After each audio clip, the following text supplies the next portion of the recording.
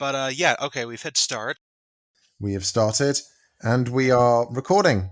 What's Mm-hmm. up? What's up, internet peeps? That's a new saying that's sweeping the nation. Welcome to Which nation? the international nation, International. There we go. the transatlantic. Mm-hmm. Anyway, welcome, peeps, to Your Time Starts Now, a Taskmaster podcast. As always, I'm Emerson. And I'm Joe. No change there. And today we're covering episode 3 of series 2 of Taskmaster, a Pistachio Eclair. Yes, we are. Which already makes me go, ugh, because I don't like pistachios. Honestly, this episode makes me go, too, but we're going to talk about this a bit more during one of the tasks, but I genuinely am not a big fan of this episode. It's okay. I wouldn't put it amongst one of my top favorites. It had some good moments. I'd be much less charitable about this episode, but we'll get to that in a bit. Yeah, I'd be interested to hear what you have to say. Oh, yeah. Okay. Do you want to do banter first? Yes, I would love to do banter. Okay. Whew. Were you not ready for banter? No, that's just what Alex Horn does when he's offered banter. Anyway, what's new in your life? Not much. Not a whole lot is going on. I've just been working more than I usually have, so I am I'm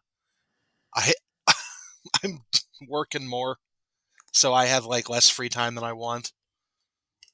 Fair. Sorry, that should just go to show how tired I am. I just yawned.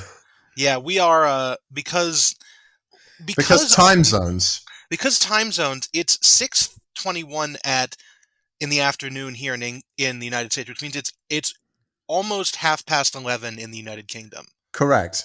But these are the sacrifices that I have to make. Yeah. For your entertainment. Mm-hmm. Anyway, I don't have much to say. I'm starting my first job shortly. Oh, great. What are you doing? I'm going to be working in event staffing. If there's any festivals or large VIP events, I'll be going to those. As a staff member, or are you like the prize they win at the end of the night? I wish I was the prize I won at the end of the night, but unfortunately not. I am just going to be helping out, staffing it. Yeah, helping out. My work is clearing out a very large abandoned industrial recycling center. Okay. So I don't normally work in a field like this, but we're expanding into a new building, and this is the new building. And so the previous company had 5,000 tons of 3-ring plastic binders. Ooh. Because in the United States, at some point in the past, there was the companies that made them decided they were going to try and recycle them. And so I think if you were a child in like the early 2010s and you recycled a 3-ring binder, I know where it is, and I also know that it's covered in unknown oil. That's a pleasant image. The building, it has holes in the roof, and it also was filled with other industrial debris. I have been driving a forklift and shuttling pallet after fucking pallet of 3-ring binders for like a week. Wow. I mean, must be fun driving a forklift, though. It is, but the environment does not make it fun because the floor is covered in water and oil. So it slips and slides everywhere. Sorry, I'm just moving my mic down a little. Yeah, it is an experience. It certainly sounds it. Yeah. Yeah, I start in a few days. Should be exciting. But also quite strenuous. Yeah, and then you can be the one who's pushing back recording by a day to do that because, fun fact, listeners, I had to delay this a day because I had to go buy a forklift with for my work yesterday, and so I was stuck in traffic with a forklift on a trailer when we were supposed to be filming this, Wow. recording this. Yeah, Well, that's quite the delay story. yeah. I have a forklift on a trailer. I had a forklift on a trailer. That was a thing, but it's all good now. We're here. Yay! And everyone's okay. Everyone's got their forklifts and shit. Mm-hmm. Um, yeah. I started watching a new TV show as well. Oh, MPHoC, the Marvel show.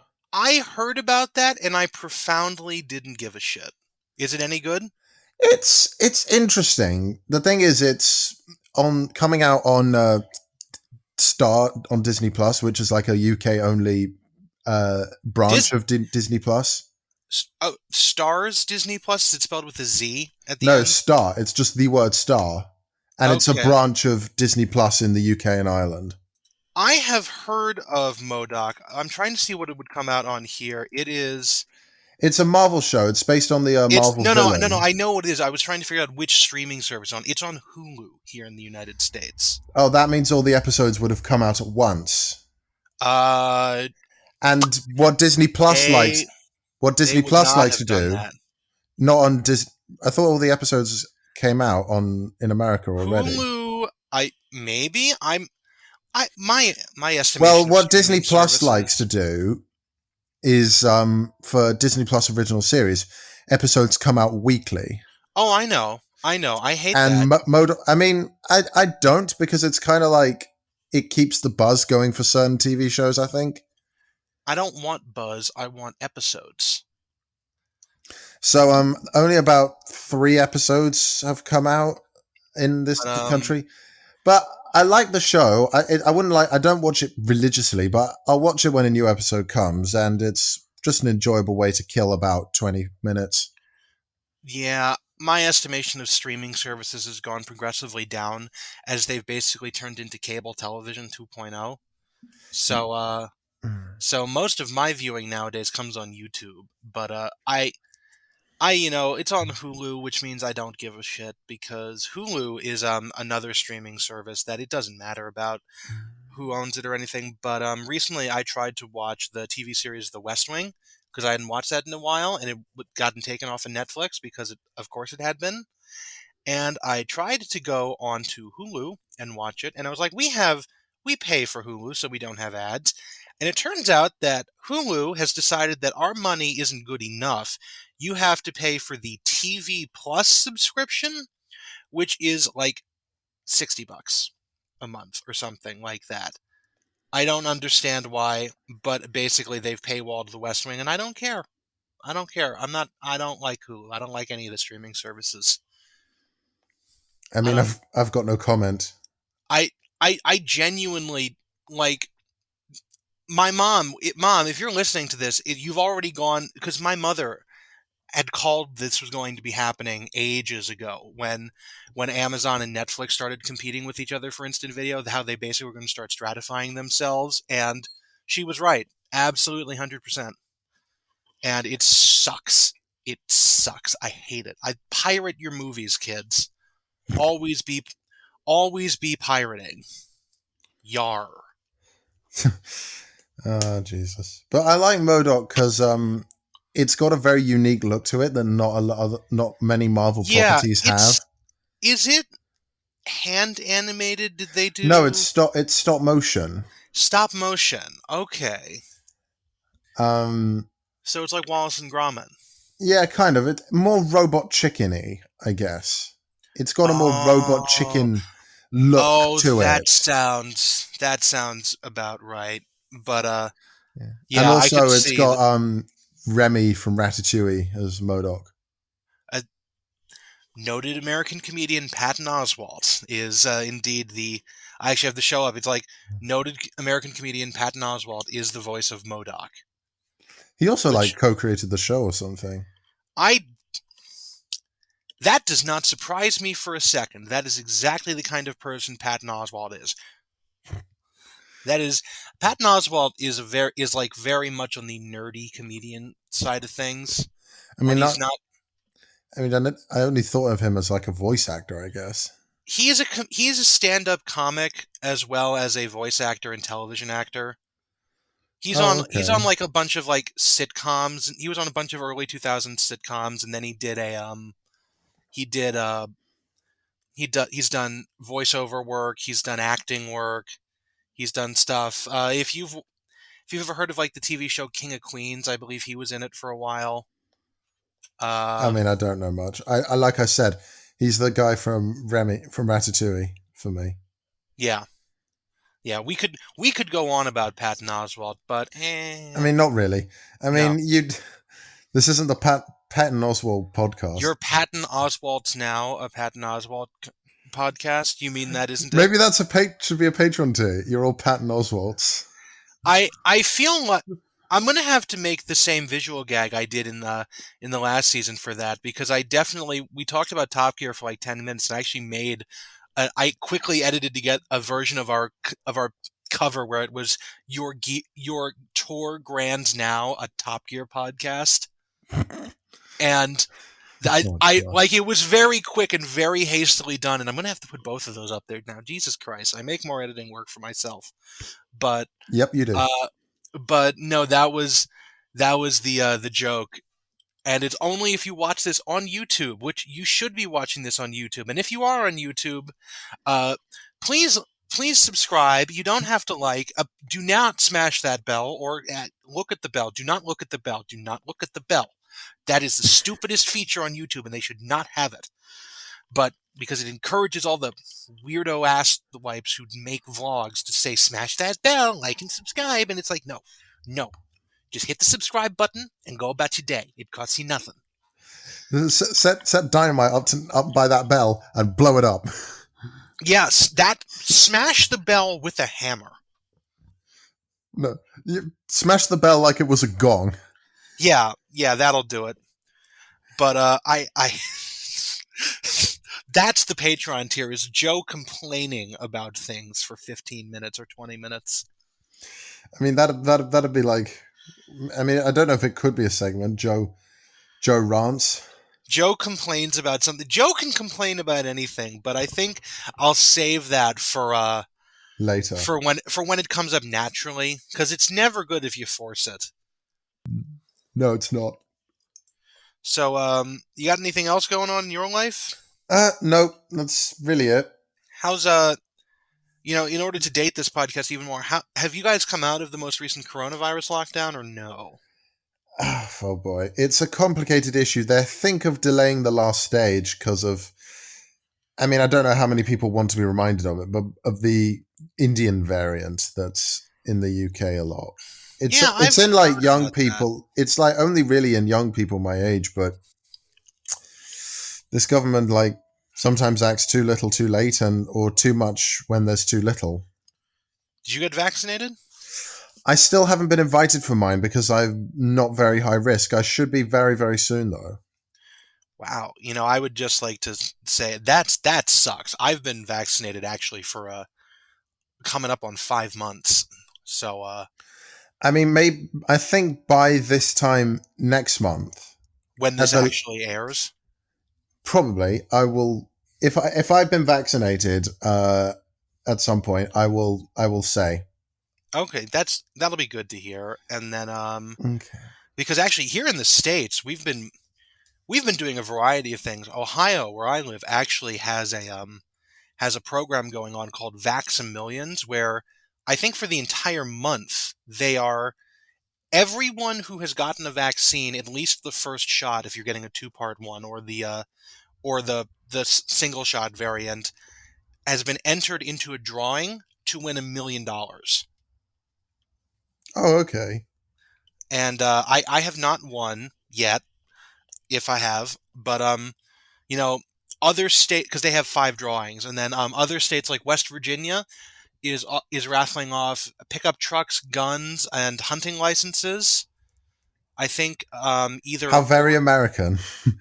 no, that's specifically a West Virginia thing. We're like the headlines in the states are like the very much this is a very West Virginia thing to do. Washington State or Oregon is doing joints for jabs.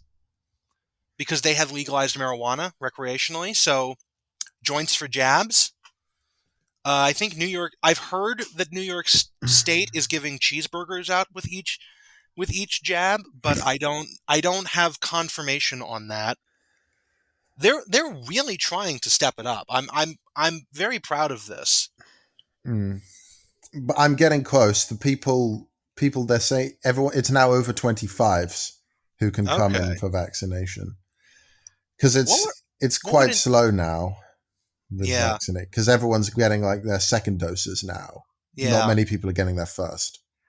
Yeah. What would a very English raffle be for to like if you had to be if like enter to get the vaccine to get entered to win something? What would an English one be? I don't know. I mean, like probably a British thing would be like a weekend holiday in like a posh hotel and say like somewhere in the countryside with like A after weekend in Ibiza? no, not Ibiza, like a nice Ponzi hotel in the countryside. Hmm. Ah, yes, a weekend in the Lake District if you get your vaccine. No, no, like some like really posh hotel with like a afternoon cream teas, maybe by the sea. Oh, so like the Savoy Hotel if it was in like Brighton or something. I could see that. Um, I don't know. I'd never really given this any thought. £1 million. That would be a good raffle. I Actually, mean, I don't think actually, anyone has ever. People don't like to give out that type of money. that's true.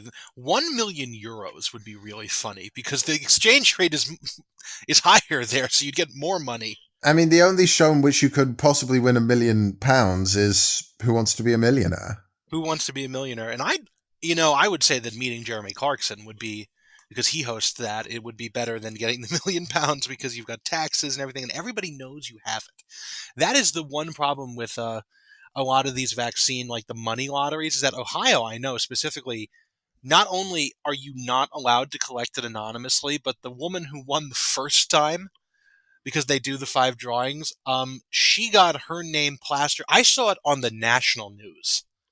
And I was like, oh no, you're gonna get phone calls you don't want. Oh. Oh, because even if you are not a private person, you should be private when it comes to like large sums of money.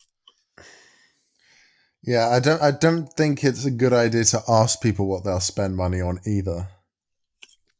I always thought that I would just say I'm going to give it to charity, and then the charity is the women and orphans living inside Joe's left pocket. So I would just say I gave it away and then not. But I don't know. That seems like a I very have absolutely no emotional response to this whatsoever. that's a very Tim Key thing. I feel as though I would do. I Hi, yes, suppose so. I'm going to Pretend it's donate for this comic money to relief. Comic Relief. Oh no, let's say for everyone who gets their vaccines, I will donate £1 to comic relief. I want to stress I'm not actually going to do that. That's just me assuming the role of Tim Key. Please, obviously, yes, get your vaccines, but not because I'm as much as I'd love to donate money to comic relief. I can't in this instance. Okay.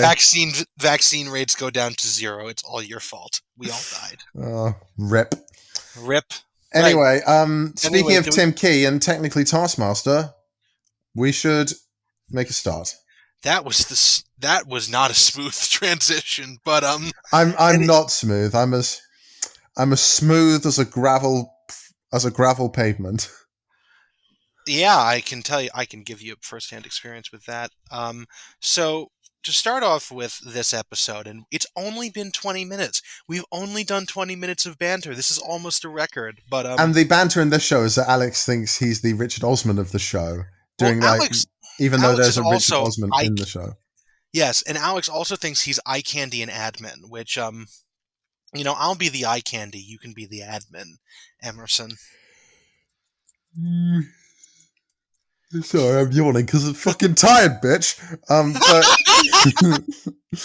But um, yeah, we'll see how the people feel about that. Yep. Uh, well, after we showed our pictures in the last episode, I You feel that said you'd censor your face, or have I you have changed your mind? decided I might not because I have pictures of me on my Facebook account. If you Facebook stalk me, which please don't because that's weird, but I have public photos out, which I would actually like to point out that my mother knew what you looked like before I did because she listened to the first episode and Googled your ass. And That's creepy as fuck. she used your name and found your Facebook account. Please don't Google me. Please, can you tell your mum I'm not comfortable she did that? I will tell her, but it is public information. That's all I Mi- was saying. Mrs. Zadar, I think you seem like a very nice woman, but please don't stalk me behind my back. She I'll make sure to tell her. That's all it was. That's why I should if I'm not fine with this, I should take down my Facebook account, but I am. I don't care enough. One picture is not going to kill me. Mhm. All right, let's get on. We've got a Richard Osman on the show who thinks he's Alex, even though there's Richard Osman. What is the prize task, Joe?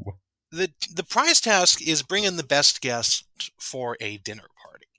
And I didn't actually write these down in order, so we're just going to go through He the order starts that I with wrote. Joe.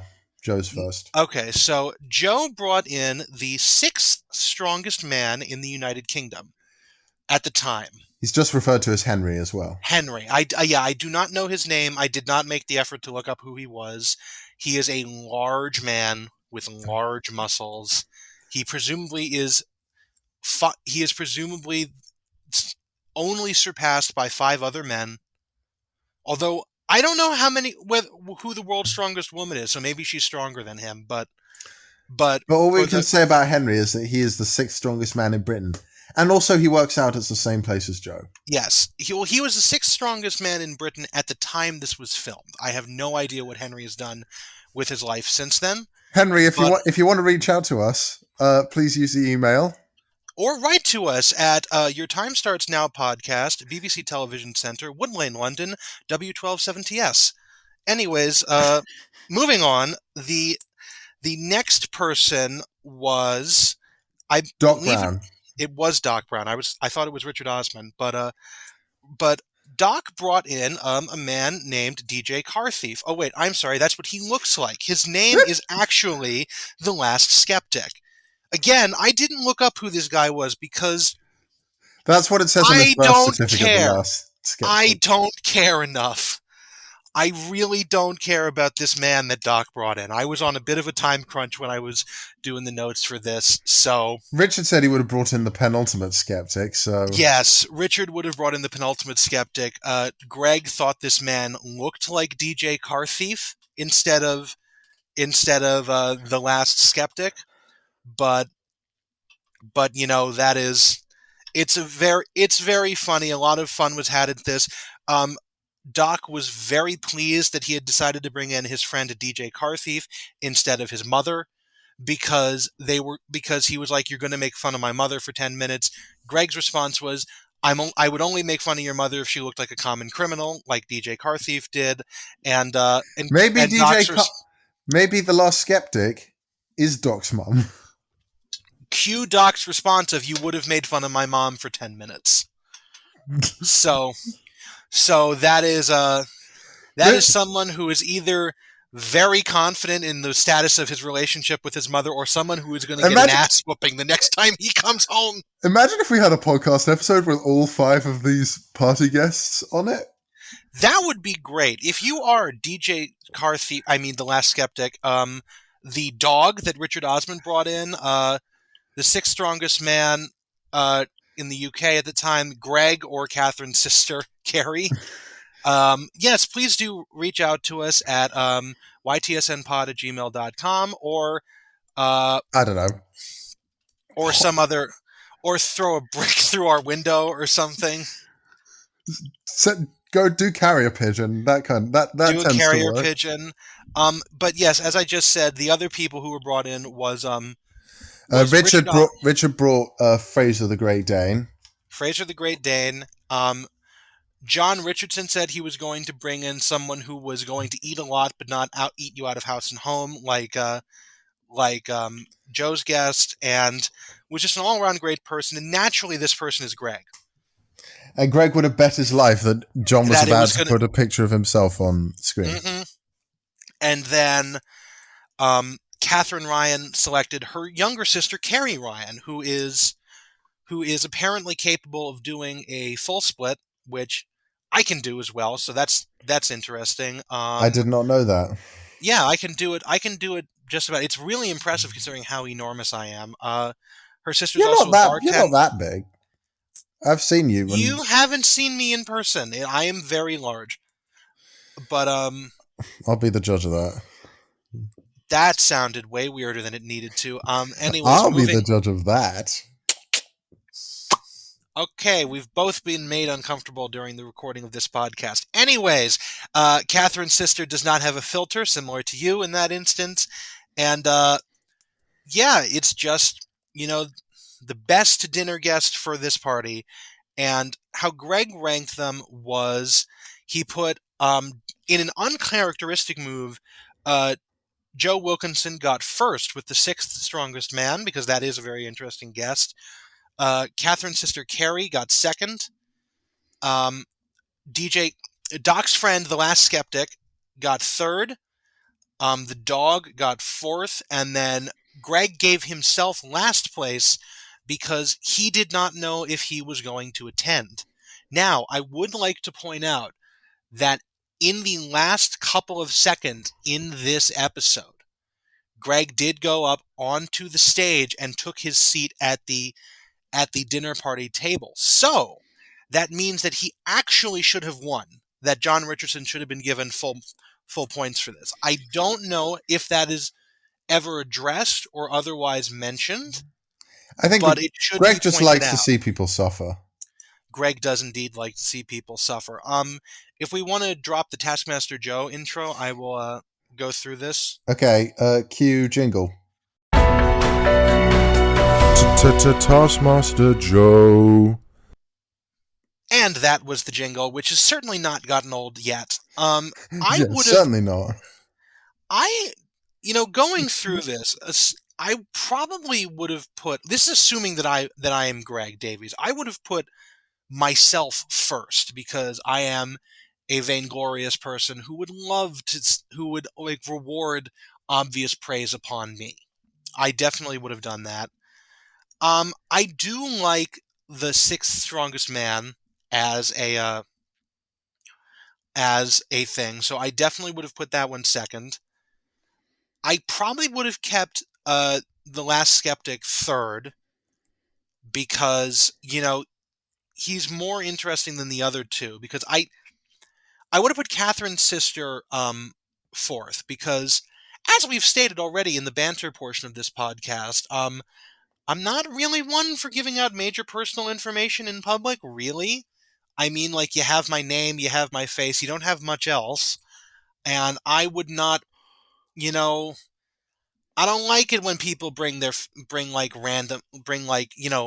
family members and stuff out. Like this is entirely true. I've judged people more harshly in online interactions because they have a profile picture of their own face on their social media account. And I'm like, that is too much information about you right now.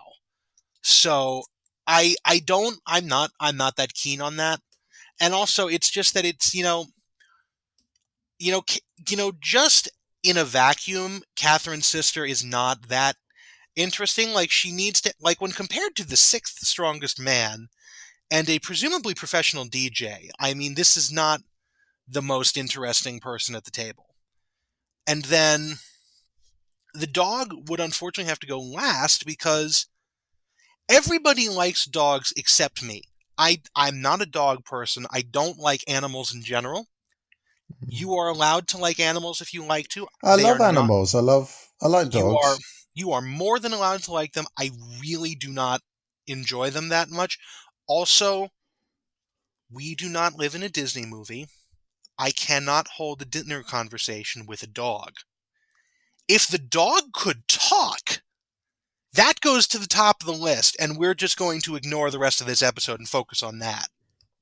But the dog Yeah. can't. Sadly, this isn't the movie Up where the dogs have collars that assist Yeah, them no, in their speech. if that was the dog, then yes, we would absolutely have the dog in first place, and we wouldn't have to bother with the rest of this episode. But because we would just be talking about that for 2 hours. But Although, I mean, it would probably just be like a person on the other end with like a microphone or something. don't ruin it for me. I want the dog to actually talk. Well, never say never.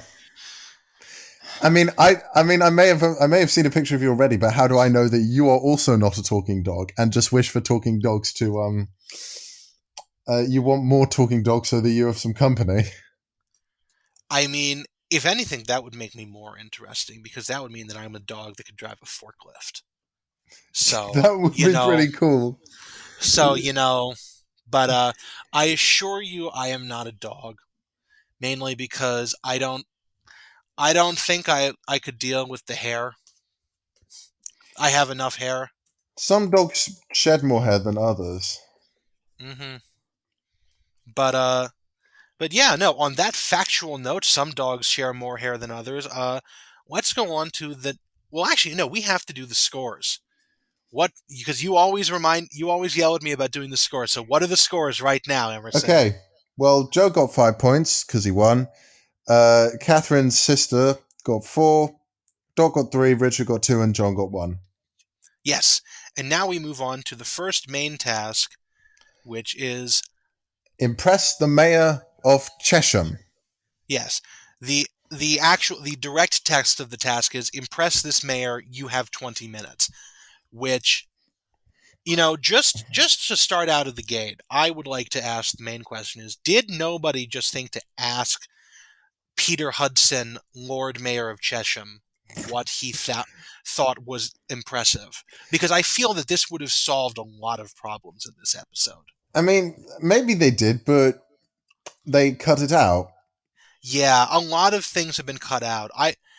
We're going to talk about Doc Brown in a second, and when we do that, I'm going to mention something that I read about when I was going through the Taskmaster wiki, and about his go at this task. Well, we'll get into that. May I take the reins here? Yes, you may. This is your turn. So, before I talk about what any of the contestants do, I should note something that Joe says as he greets Mayor Peter Hudson, and he says, "Nice to see you again." Joe has Yes, seen Mayor Peter Hudson of Chesham somewhere before, and I want to know where. I hadn't considered that. I had another line from Doc written down, but yes, he did say again. When did he meet Peter? Maybe they did. Maybe they did multiple takes. Possibly, That's the boring answer. Is they did multiple takes. or maybe Joe screwed over Peter Hudson before, and he tried to pay him back with 42 Calippos and 8 cans of strong lager and 15 Yes, Great British pounds. that was yes, that was honestly. If I'm gonna I'll just say this right now. Joe's go at this was my favorite of everyone's. It felt so half-assed, but at the same time committed, which I... It did not feel half-assed because let me tell you, as someone who can almost professionally half-ass something, at no point in my mind would I have considered run to the corner store, buy them out of Calippos, which for the record, a Calippo is a frozen ice pop. Can't not a confectionery. It's a dessert. It's a dessert. It's a treat. It's a frozen treat. I'm not sure what to classify it as, but it's a frozen treat. If you're in It'd be America, like a popsicle thing in America, wouldn't it? we have frozen ice pops. They're frozen. They're just called ice pops. Wikipedia calls them a freezy, it's basically frozen flavored frozen water and flavoring in some kind of tube or cone-shaped container that you They're just squeeze called out. ice. They're just called ice lollies in this country. Yeah, Calippo's a brand name only in the UK, but but yeah, we have something similar to that in the United States. Yeah, but Joe buys 42 Calippos, and 42 is also the meaning of life. So maybe Joe Wilkinson knows something that we don't. Yeah, he knows how many there were in the store because, as he tells Peter Hudson, that was all they had. All. I love the word all in that That was sentence. that was all they had of the stock of Calippos in the store. Whoosh. I mean, if a store doesn't have 43 plus Calippos, it's a disgrace. He probably just reached into a chest freezer with his arms and just grabbed them all at once and just and walked away with them. That was he great. And then grabbed he grabbed them all in a rush. yes, and then the It's 8 cans of it's strong lager. specifically Crown Strong Lager because you can see the label on the cans in a couple of shots. I Yeah. don't I don't have any experience with Crown, and actually I'm going to have to defer to you on this. We don't specifically have strong lager in the United States. Is that a specific term or something? Lager is Well, um I know what lager is, but is the strong modifier here like a thing, or is I that just like what they call it? I think it is. I've personally never had lager. It's not really like my go-to drink. But yeah, you can have strong lager and normal lager. Okay, yeah, I am personally unaware of any place that like any strong lager brands in the United States. But if I am wrong, if there is a brand of strong lager available in the United States, please email us at ytsnpod@gmail.com or leave it in the comments below or mail us an empty can of it to Your Time Starts Now podcast, Wood Lane, BBC Television Centre, London, W127TS. Uh, Which you do know the origin of that joke, right? That is the please write to us address from Top Gear did in a lot of the earlier seasons. oh yeah, I remember it now. I didn't get it. I didn't get it at first, but Yeah, now I do. yeah. Actually, I've got a Peugeot Top Gear, 201 Wood Lane, London, W127TS. I was watching a video compilation of that last night, and I was like, aha, this will be great. This will be great to watch. This will be great to put in the podcast. I mean, ever since the guy from Friends took over hosting, no one watches Top Gear. Matt LeBlanc actually left the show like 2 seasons ago. I mean, okay, that just goes to show how little I care about modern Top Gear. Oh no, it is absolutely terrible. But in fairness, Matt LeBlanc tried. The real problems was Radio 1 DJ Chris Evans, not Captain America Chris Evans. Chris Evans from the BBC's radio division is a humorless little man who really fucked up the show right when it was when they needed him most because apparently he just did not do a good job. He did not do a good job in the slightest. Nope, he did not. And he apparently was a big drag down on the rest of the cast. Like if I recall correctly, he had a real attitude problem, and this made everything like behind the camera and in front of the camera morale dropped like a stone. Matt LeBlanc actually was like the savior of the show, and he left, and I was like, oh, that's sad because now he's not here, and he was good. Yep. But yeah. Anyway, Doc, who was paired up with Joe during filming, sang "Rags to Riches" by Tony Bennett featuring Romeo Santos. And Is that what that song was? I'll add a soundbite here. I know I go from rags to riches. If you would only say you can. And though my pocket may be empty, I'd be a millionaire. So come on, Peter. Open your arms and I'll open the door. Tell me you're mine evermore.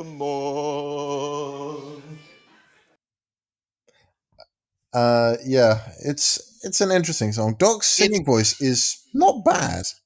I would have said not great because he is. I'm gonna again. I'm gonna go off some of the YouTube commenters here, who's like a professional rapper decided that a slow song would be the best use of his vocal talents, and it shows that that this was the wrong decision. Although, and here's the thing that I read about Doc's task is that this was not his first idea. Oh, Do you know what what his what was his first idea? So, according to the Taskmaster podcast, which has been referenced in the Taskmaster wiki, the official Taskmaster podcast, With Ed hosted by Ed, Gamble? who will fight us one day, apparently Doc's first idea was to get a bunch of small children to run into the council room where Mayor Hudson was sitting and like harass him so that Doc could come in and save Mayor Hudson from the children. Oh yeah, I did hear this. And he was told no because he was told to reconsider because of the obvious legal issues. Like actually let me read this directly. Let me see if I can read this directly. Yes. For the Impress the Mayor task, Doc's original idea was to get some local boys to run into the mayor's office to scare him. Then for Doc to appear so he could rescue the mayor from the boys. Doc was persuaded by the producers to change his idea due to several legal issues with his idea. Oh, okay. Gee, I wonder what that implies so much. That implies so much because this was Doc's episode on the podcast.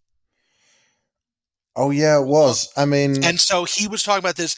That implies so much that I desperately want to know. okay, wow. I'm really bemuddled. I'm really amazed. I First of all, I desperately want to know what the several legal issues were. First of all. Second of all, I now realize that maybe a lot of things like this have happened because we've been informed of this through someone in the comments actually that they are not allowed to climb the side. They're not allowed to climb on the house for insurance reasons, which is why contestants have never done my idea of climb on the roof for certain like height related tasks. But I wonder how many tasks have had to be either redone or someone be forced to reconsider because they suggested something and then like a voice from off camera goes, excuse me, that's illegal. Wow.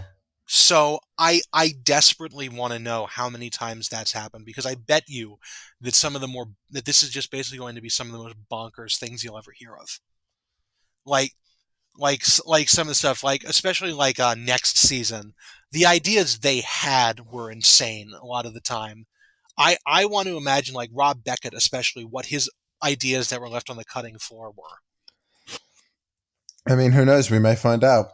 We may find out. Rob Beckett, if you are in fact willing to come on this podcast, please email us at ytsnpod@gmail.com or don't visit us at the BBC Television Centre, Wood Lane, London, because we're not there. No, we're not. Anyway, on to Richard and Catherine, I guess. Yeah. I'm going to talk about Catherine first. Catherine brings him a nice cup of tea, which she claims she was picked up when she came to this amazing land that Mayor Peter Hudson of Chesham presides over. And then she makes up a rap. I don't know why I said that. She makes up a rap and sings a little bit in it. And she also twerks. And she wears like yoga pants, which did not go unnoticed. I hate this one. Like out of okay, this is something I want to talk about really briefly. Is that this task in specific? Is possibly my least favorite one out of everything I've watched in Taskmaster because I've watched up to about season 5, like the end of season 5, because after that I got really busy for a while, and then I agreed to be on this podcast, and then I decided I wasn't going to watch anything so that I would, when we got to season 6, it would be fresh. I wouldn't be going off of like half remembered memories or anything, and I wouldn't be like screwing myself over. And of everything that I have watched, the only time I have ever seen something that I genuinely remember from 2019, because most of those episodes came out 2019, very early 2020. So this is all pre-pandemic. So a lot of shit has gone on that I have forgotten a lot of Taskmaster, which is why I went back and rewatched it, except this. This I remembered, and I remembered it being as bad as it was when I watched it again just before we filmed this. I hate it. Is I don't know what it is, but it's cringe comedy because of how bad Catherine's rap is, and it made me want to leave the room almost, and I genuinely did not like it. And it casts it casts a pall over the whole episode because none of the other tasks in this episode are really strong ones. And this just drags it down to the point where it's yeah, I specifically remember this one being bad. And that's something I can really rarely say about Taskmaster at all. It's a show with a lot of hits, and this is the only one that I would say is not. Wow, that's some strong criticism. It is really strong criticism because most of the time, if it elicits a strong reaction from me, it's hysterical laughter. And this is I actually skipped through it. I skipped through Catherine's thing because everything about it makes me not like it. And it's really bad because because Doc's was not that great, but it wasn't bad. But I actually had his lumped in with Catherine's in my head because someone sings and it was really not good. And so I would like to apologize to Doc Brown for thinking that you were the terrible singer for the last 2 years since I watched this previously, because it was Catherine who was the awful singer. If Doc Brown can hear this, please show Joe your gratitude. We would have to have some words with Doc Brown anyway over what I thought of him in episode 1, which, the stab in the back. But I mean, Doc Brown had better come out with his head guards on and his gloves up. Basically, I mean, I would just be going at him for that because that really cheesed me off.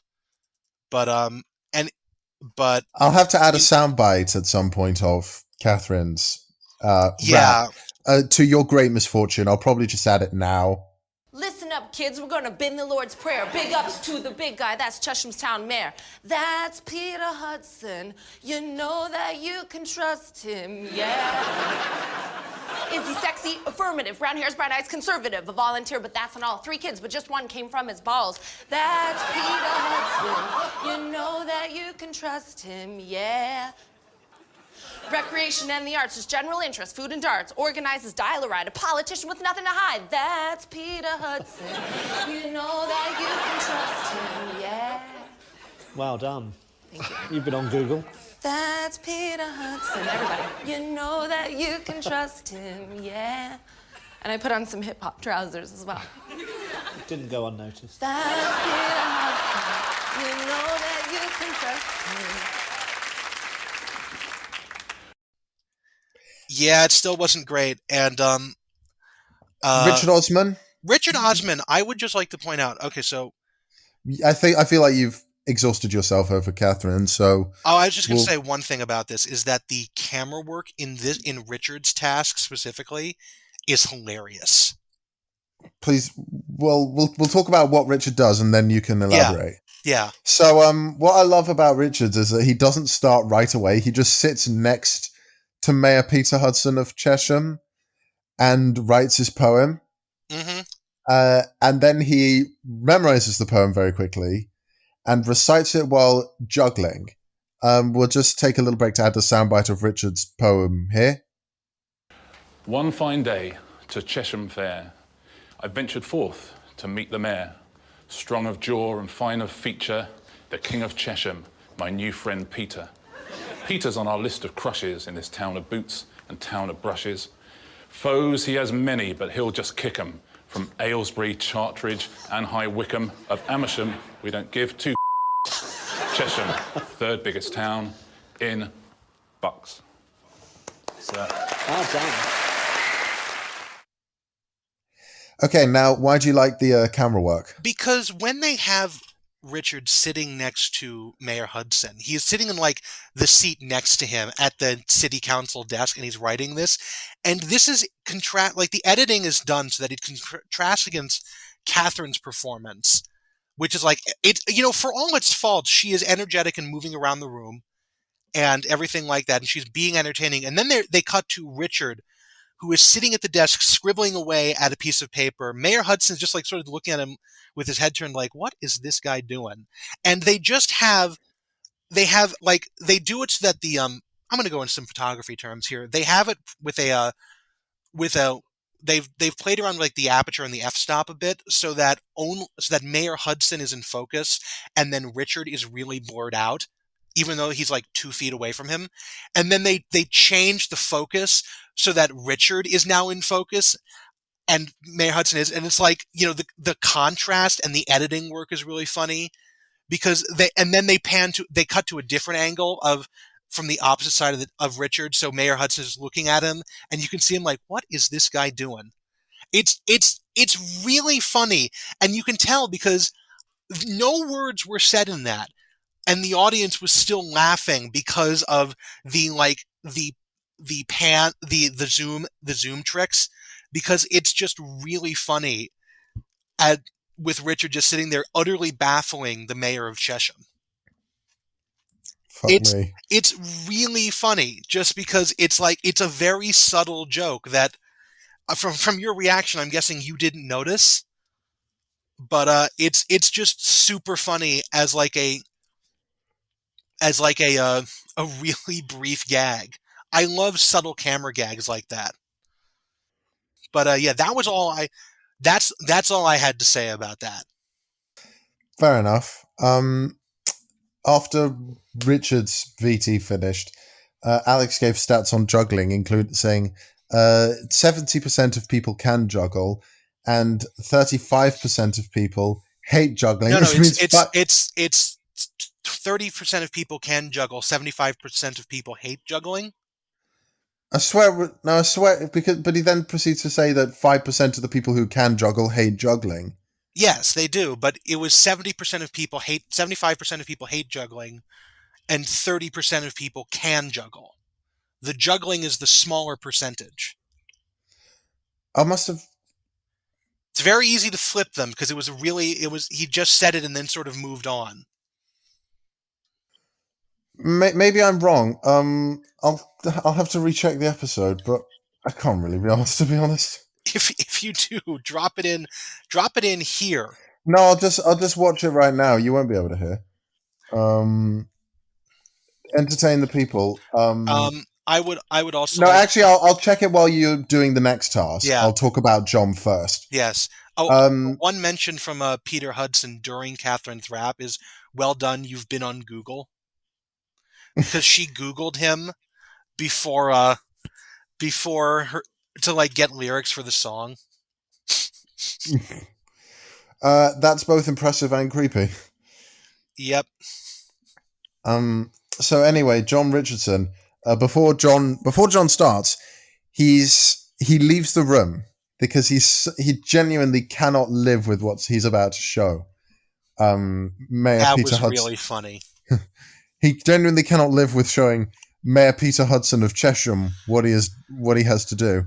Mm-hmm. So John starts by showing Mayor Peter Hudson of Chesham a video of a whale, or is it a whale then the Pistachio Eclair, or is it like a John mix was of like, the two? I can't think of anything, and then just starts scrolling through his phone. So like, would you like to see a video of a whale, and then showed him the Pistachio Eclair. Okay, fair enough. So he right off the bat he had nothing. So MPHoC, which stands for Mayor Peter Hudson of Chesham, which is now what I'm going to call that's this episode's title. Okay, MPHoC. MPHoC. Okay, are we going to explain that at all or no? Well, I just did. Mayor Peter Hudson of Chesham. Okay, cool. It's like as in elephant. Put that put that in our Discord chat so I don't forget. Okay. Because I definitely would spell it wrong or something. And then Yeah. we'd have the episode titled MPHoC or something Mm, like that. Yeah, but it's like it's No, it's that's a great thing. I was thinking what we were going to name the episode. okay. Let me just type it in now. And there's gonna be a lower. The O is gonna be lowercase because it's Yeah, no, that's exactly what it needs to be. okay. There, I've just put it in Discord. Fuck. That's this episode's title. Mm-hmm. So so John shows the Shows Pistachio Eclair to fuck. I'm sorry. He shows the Pistachio Eclair to fuck. And then he reveals that he didn't make the Pistachio Eclair himself, and fuck does not take kindly to this. And Yeah, he thought it was impressive at first, and then when John said he bought it, it was like, oh, that's not as impressive. Which apparently, and I'm going to say this completely based off of unverified YouTube commenters. Apparently, John used to be a chef, and he'd asked Peter if he'd eaten, and was like, Peter's like, I just ate before this, and apparently John could have cooked him something, but this is based that would off have been an interesting thing to do. This is based off of YouTube comments, which are clearly the most reliable source in the world. But I really cannot be bothered to look it up. Neither can I. This episode should have a bonus title of, or we can't be bothered to look it up. We'll put that in like the description. But Yeah. I like fuck too much as a title. Yes, that's really good. Because people are going to look at the title and think, why is it called that? And then they're going to listen to it and like, oh, I get it now. Yeah, and they're going to be like... If people... Actually, I go through our listener statistics on YouTube. The number of people who listen to the 54-minute mark in an episode is smaller and smaller all the time. So it's like, this will be very interesting to see who actually knows what it means, because I'm not going to say in the YouTube video where the MPHoC is. Yeah, I mean, if you've made it to the MPHoC point, you are an OG. If you've made it to the MPHoC point, comment in the YouTube channel, well, I know what the MPHoC is. And don't say to anyone if they ask you what it means. Not even if they bribe you, but that's another story. With 15 pounds. Anyway, so John tries to make dolphin noises. We'll probably add a soundbite for this, and we'll combine it. He Googles impressive things and then just ends up singing a song, which I didn't. It's Desperado, which I think is a show tune, but I don't know, because it's a song. I am aware of Desperado being either a show tune or a TV show from well before I was born, but I don't know anything else about it, and I feel that if I Googled it, this is something I actually would be asked to Google, but I have the feeling that if I Googled it, it would actually be a much longer Google search, because Desperado's been used for a lot of things as a title. Yeah, most likely. Anyway, John rejoins the room, and Greg says to John that your singing voice was better than Doc's, but it still turned out to be shittier and more embarrassing. Mm-hmm. Weirdly, I cringed less during this, and by cringe less I mean not at all, during this than I did during Catherine's. So that's just something about me, I think, as well as this show. How they edited it and everything. Wow. Because I liked this one. This one was funnier. I thought it was funny. It felt more hopeless, as most British things do. Hopelessly humorous, yeah. Yeah. Anyway, the mayor scores each contestant.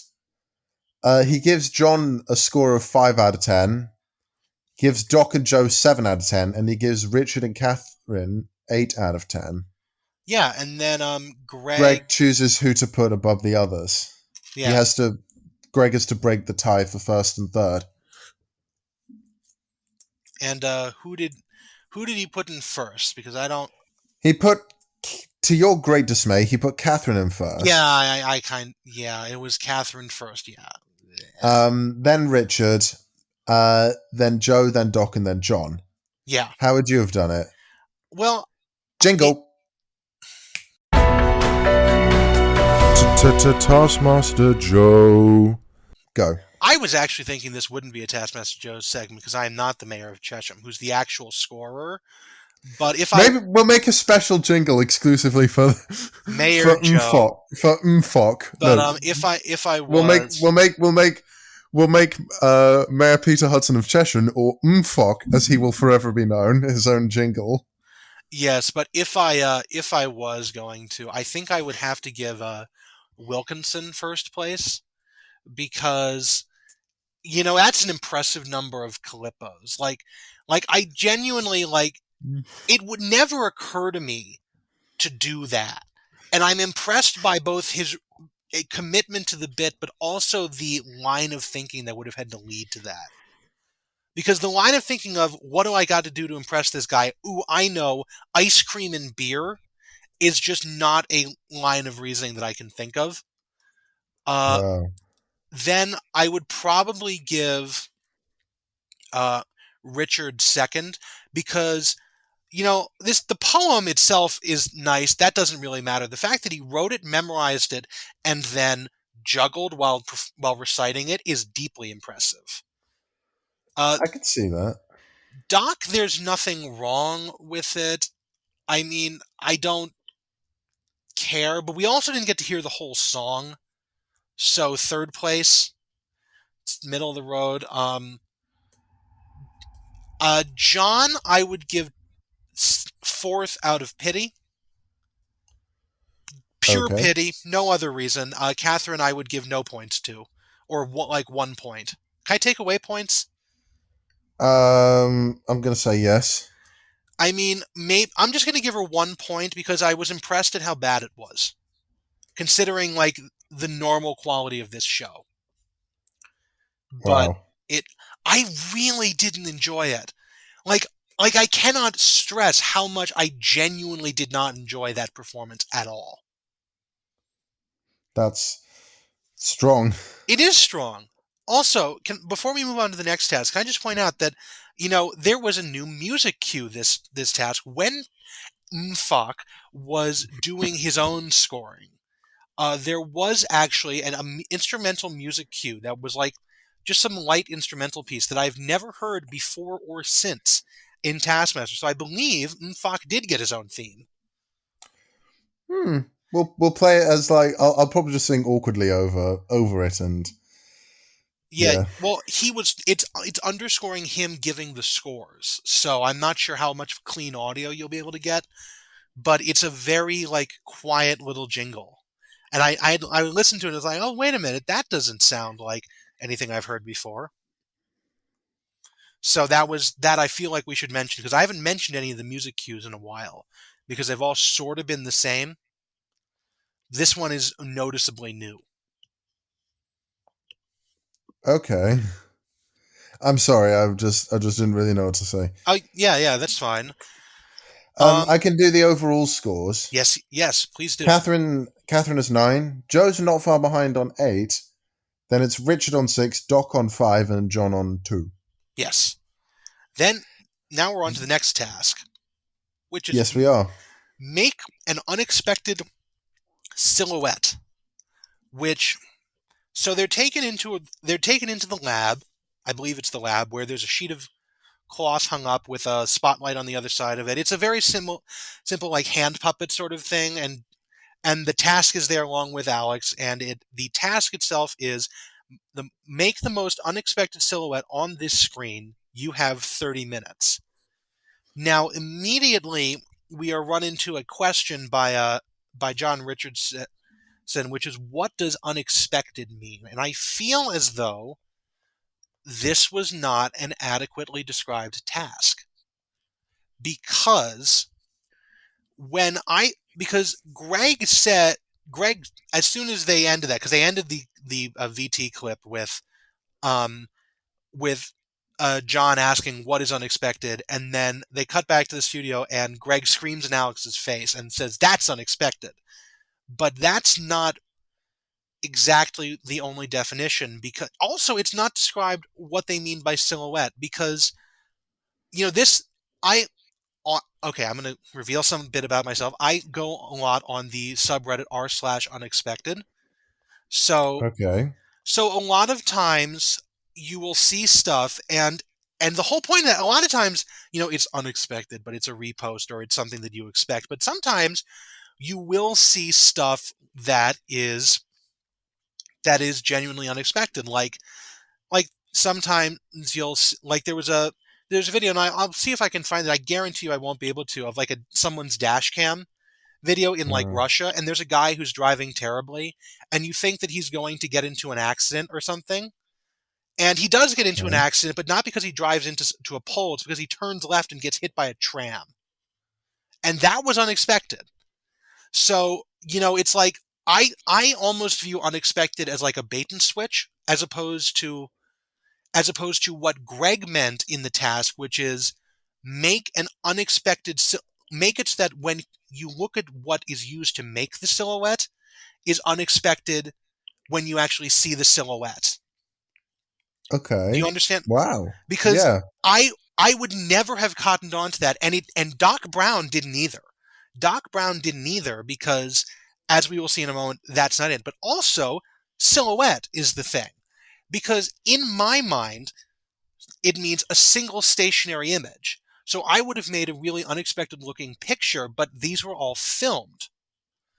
I would have done what Doc Brown had done in this, which is, so Doc Brown made a thing called Y, and it's literally WHY question mark, and it uses like a hacksaw, a deer's skull, a cutout looking like a blood spatter, and him holding the thing, and it's obviously supposed to look shocking and unexpected because it was like a murder or something, or like with a deer skull or something, and it looks shocking and unexpected until you look at the other side, because they have a picture of him holding up all his stuff.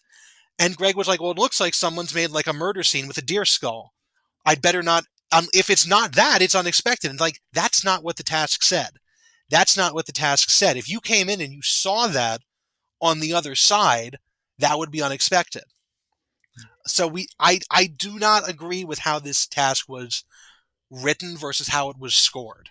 I would just like to say that Okay, that's fair. because I mean, I because don't really have anything to add. no, that's fine. I'm just going off here because I know you're tired, and I have opinions about this episode with a capital O. And Okay. also, so basically what they wanted from this was, have you ever seen the American sitcom Scrubs? I've heard of it. Is that the? The Am I one the right one in in the thinking? hospital. Is that the thing where the guy goes wrong, wrong, wrong, wrong, or am I thinking of something else?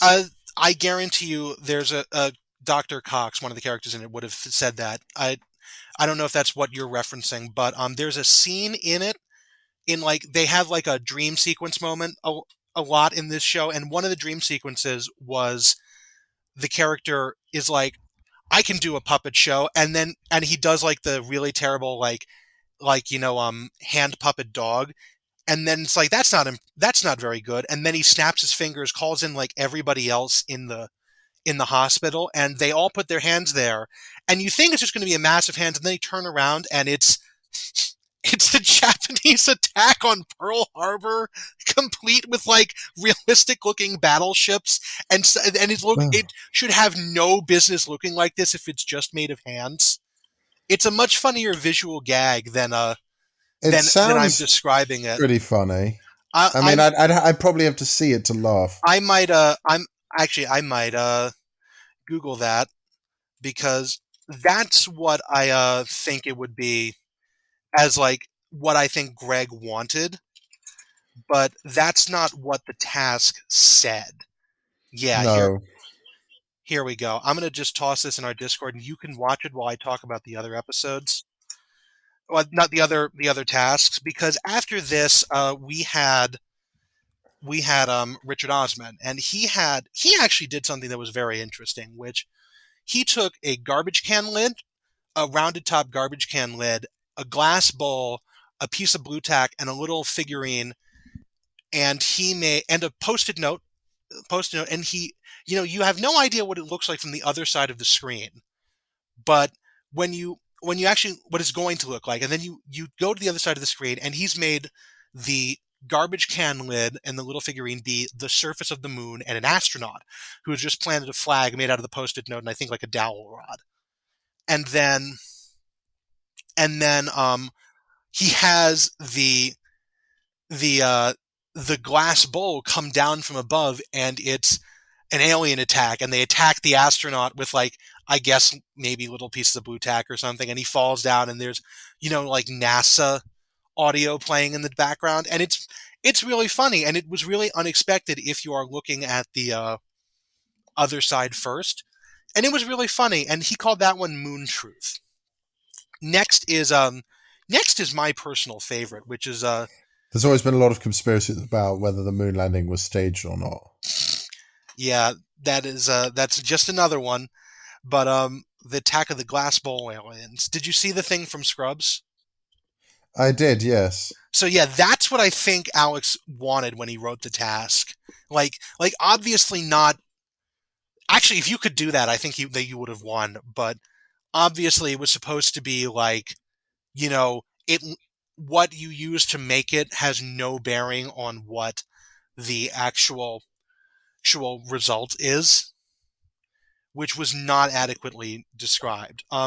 Joe Wilkinson did something called a drug people face, which his actually managed to be both because he did not, because his was very obvious what it was from the other side, which was just a smiley face. It was like the original 1970s, oval, like standing up oval, and hippie drug smiley face. Hippie drug smiley face, oval eyes, mouth with like almost little dimples on each end, and he just had that hanging there. He blew on it to animate it, and then just flashed a yellow light on the screen, and it looks really good. I really like it because he played some funky music over it too, and it was really nice. And you really don't know that that's what he was going to do looking at the other side. And you could tell what was going to be from looking at what it was like you were going to see immediately looking from the other side. Yeah. But I think it's what Joe did with it that makes it so unexpected. Yeah, because like you could just see like the smiley face hanging and not know, oh, it's just a smiley face, and then you see like, oh, it's like he's making drug jokes out of it. Mm-hmm. No, it's really funny. And then Catherine, actually, she got the unsaid part of the task much more than the spoken part of the task, because she made a really elaborate setup of stuff in the back of the thing, which actually, Emerson, if you could find, Alex rattles off what she used in like one. Oh, I can tell you what Catherine used. I was going to say, can you just cut that out what he says and put it in the episode? And I actually made note of it. I can tell you now. Oh, great. So Catherine used clothes pegs, food dye, Marmite, golf balls, hair clips, coffee, and chili sauce, and she made the African savannah. Well, it kind of looked like the African savannah.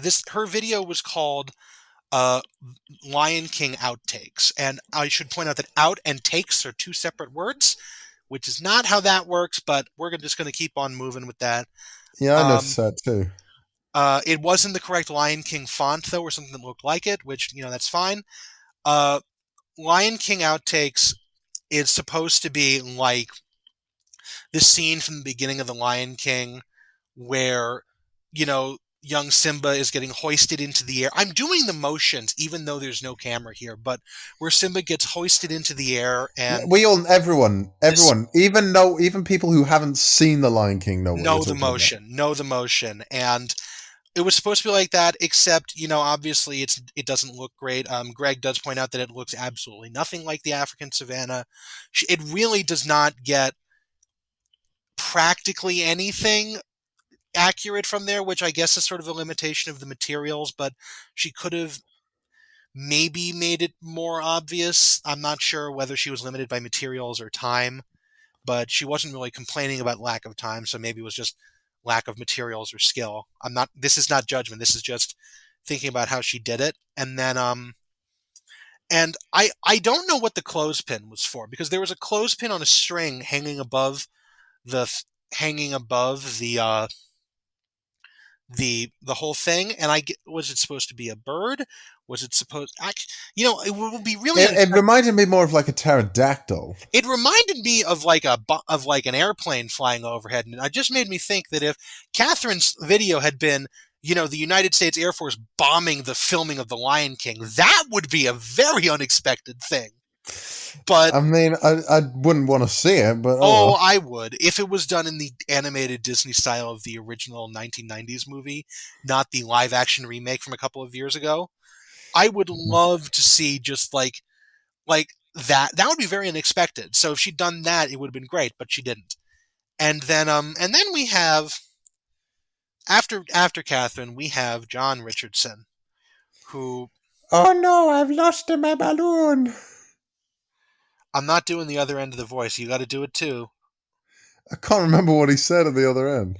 Okay, I have the only notes for this section, for this one was, oh no, I lost my balloon, erotic voice, but I came here to lose my balloon. I will not be doing either of the voices for that. In fact, can you just cut that soundbite out? Because that needs to come into this episode, because that was great. But, okay.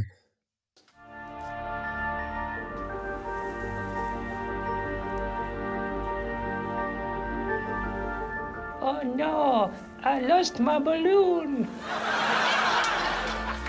But I came here to lose my balloon.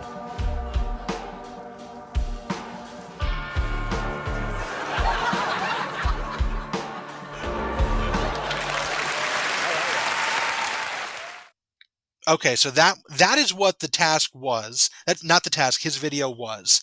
And for the visual portion of it was, he had a red balloon next to the little mannequin from Richard's video. The balloon floats away. The mannequin goes, oh no, I lost my balloon. And then as he says, but I came here to lose my balloon, it turns to reveal that John Richardson has created a massive erection on this little wooden figurine to show, I guess, the journey into adulthood or something. It's a fucking artist reference model with a dick. What do you want from me? Nothing. I don't know.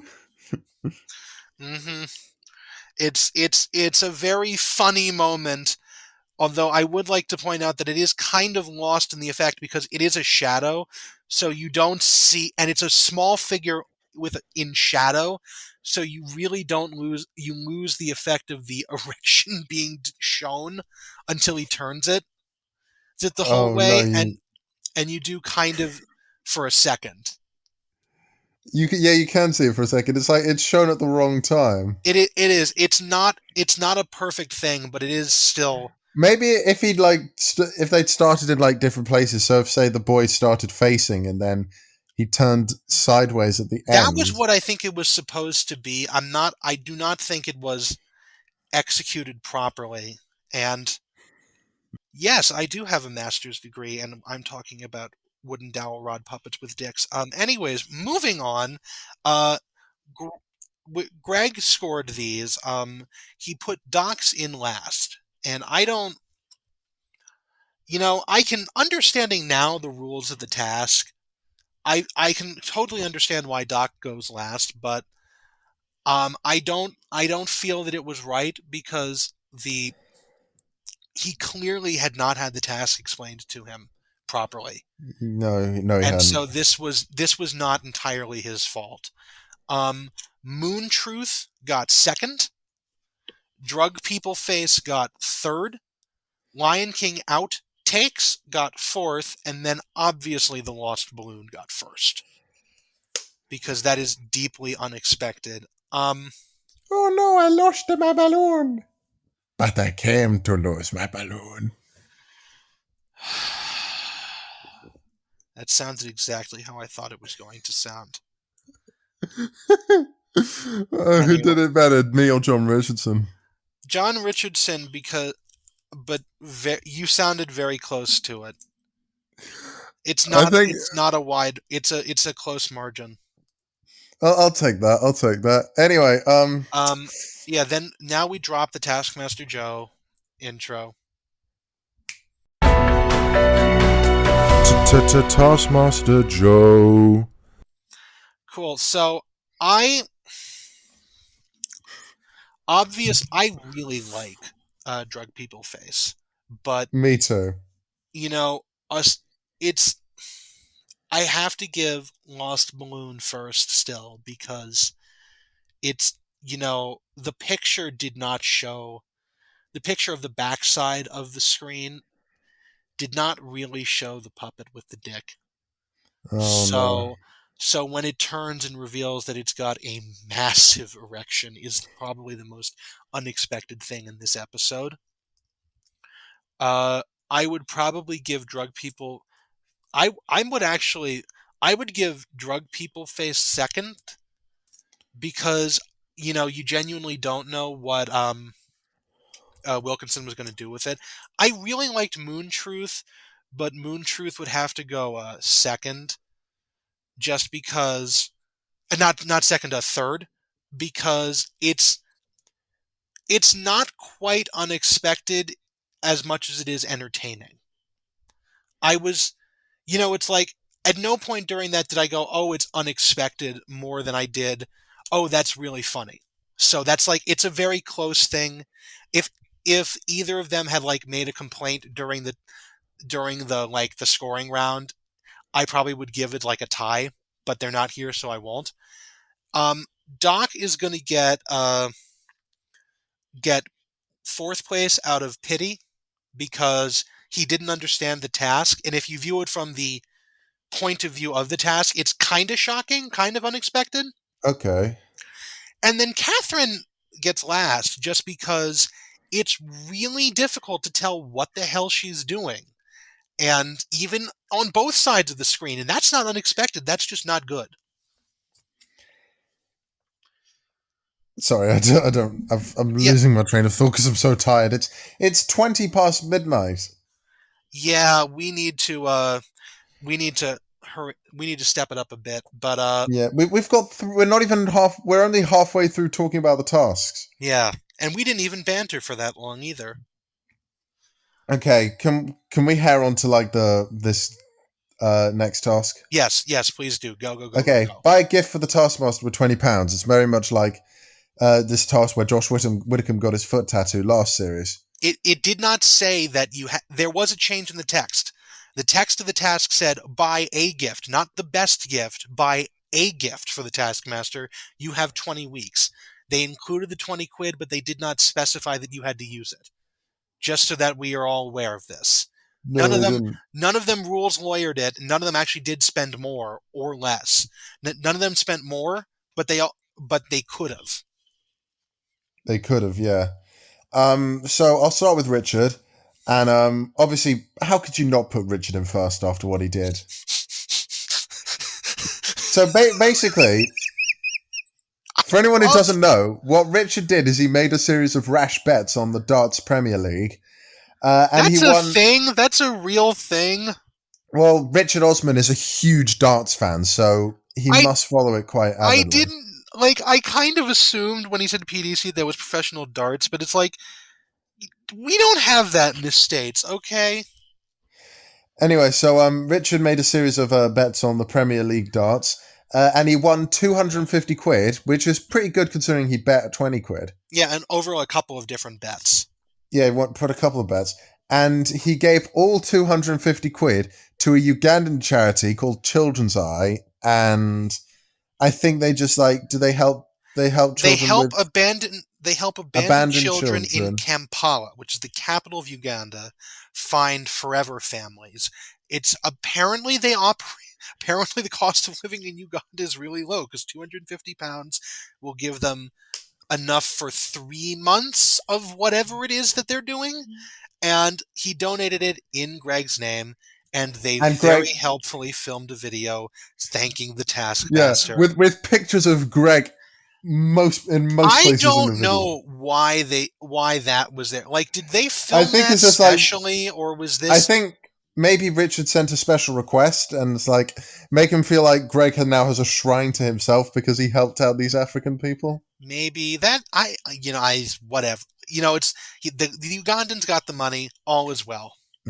Anyway, Mr. Joe Greg is Wilkinson. thrilled by this, I should Yeah, point out. he's absolutely beside himself with glee. Yeah, he loves this. Mr. Joe Wilkinson buys him a pair of antique water skis. Pretty Which, cool. can I just point out that Joe unintentionally committed one of my favorite visual gags, which is the gift-shaped gift. Because the water skis are wrapped up, and he wrapped the water skis directly. So it is a water ski shaped it is a water ski shaped package that he gives to Greg. And he wraps each one individually too. But they're still tied together at the top, I guess, by the like the strings that come with it. They're they're antique wooden water skis. They're really cool. Not guaranteed to float, but actually, if I think about it, water skis aren't supposed to float. They're supposed to skip along the water, and so it doesn't really matter if they float or not. No, I mean, if you're water skiing and suddenly the boat that's pulling you forward stops moving, you're going to stop moving too, and then you're going to sink. But I do like the water ski shaped water skis, and then it's only second to my other favorite visual gag, which is something that is obviously shaped like something but isn't. So, like, you'll see this every Christmas. People will, like, wrap up iPhones in the shape of a bicycle or something like that. Like, I've never seen that. Oh, it's hilarious, where they'll, like, make, like, a shape out of, like, cardboard. And they'll make it look like a different present that has to be wrapped as a present-shaped present, and then you rip it apart. And I've seen this where it's like, it's a bicycle shape, but you rip it apart, and instead of the seat, there's a box for an iPhone. Wow. Which that's one of my favorite things. It's when it's, shaped like something, but it's not that. Christ almighty. Well, anyway, yeah, I'm going to find that while you talk. John Richardson gets Greg a fictional recipe book with recipes from like movies and stuff. And because that cost him $12.99, he got him 701 penny sweets. Yeah, and Greg hates the cookbook. Greg openly despises the cookbook, but he takes the penny sweets pretty happily. Which I would also like to point out that I immediately thought of Binging with Babish, the YouTube channel Binging with Babish, who does a lot of fantasy recipes and stuff. Except, and I haven't looked this up because I just thought of this now, that this aired in like 2016. This is pre-Binging with Babish, because Greg, really? I think it is, because Greg goes, "Oh, this is like some geeky tacky shit." And Binging with Babish has gone on to be this enormous media franchise that this guy just did because he wanted to make cooking videos for a subreddit. It's like the origin story of Binging with Babish. But I think Binging with Babish started in like 2017 or something like that. Or if it wasn't, it was just getting started, because this is in the geeky cookbook font, and it's not it's not like the wave of, oh, we're doing this as like celebrities sort of thing. Like Binging with Babish turned into a celebrity event. I'm sorry. I can just see how that's people could be that can be like a weird thing that changes your perception of everything. Yeah. Doc gets Greg a cricket bat and a helmet because he used to play a game called Mad Helmet Murderer with his sister and a friend, in which his sister would wear a helmet and then Greg and his friend would ambush her with cricket bats over the head. Thankfully, she had the helmet. Yeah, that is definitely something I have never heard of before. But Greg makes up all these bizarre games with his sister. If you've seen Would I Lie to You, he tells the story of how he made up a game with his sister called Milky Cow. Yeah, I really do enjoy that Doc actually went to the effort of going through an old interview of Greg's to find out about this. Yeah. That's dedication. That's really nice. Yeah, good bit of dedication. And Catherine Ryan, can we just get the soundbite of her giving him this present? Of course we can. What's your name? Of course we can. We'll just let it play and we'll let it speak for itself. So, what's your name? Greg. No. Yes. I changed it.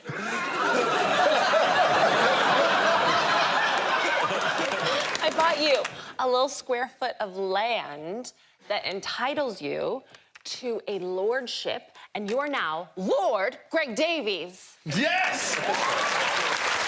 For 20 quid. Yes, it's like this weird loophole because you guys are so weird, and all like OBEs, they buy that anyway. It's actually toxic wasteland. No, it's just a way of exploiting your ridiculous system. Properly. It's a way of exploiting the ridiculous system in this Your Your lordship. Majesty. Yeah. Yeah. Okay. So scores. I changed it. I love that. I love the little look Alex and Greg give to each other. It's like, what the fuck did she buy? How can you change someone's name for 20 quid?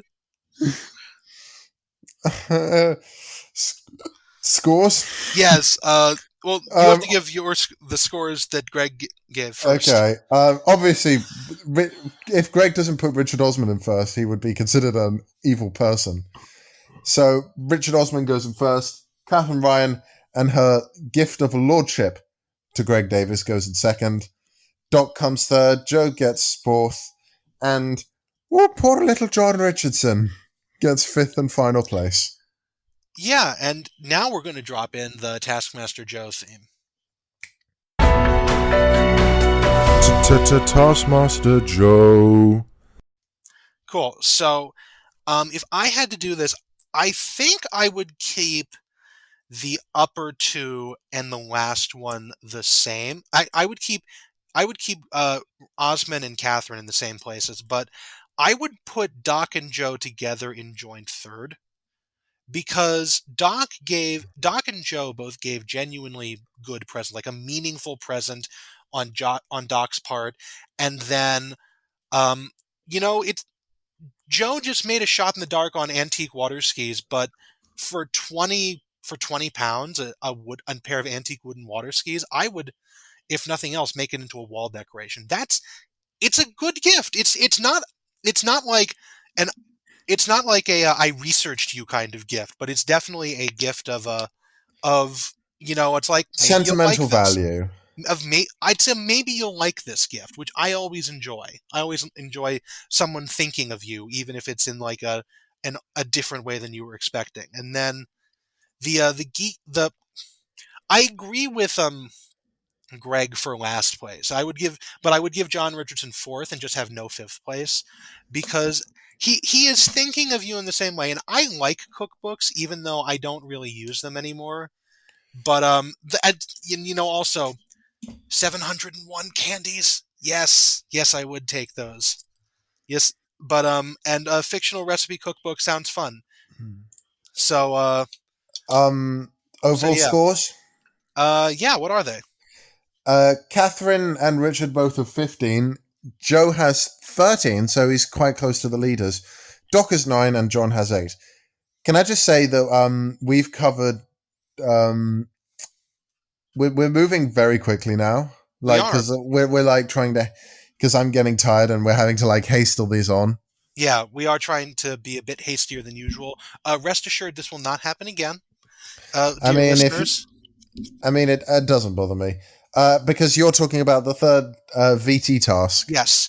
I called this one See No Stupid, Speak No Stupid, Hear No Stupid.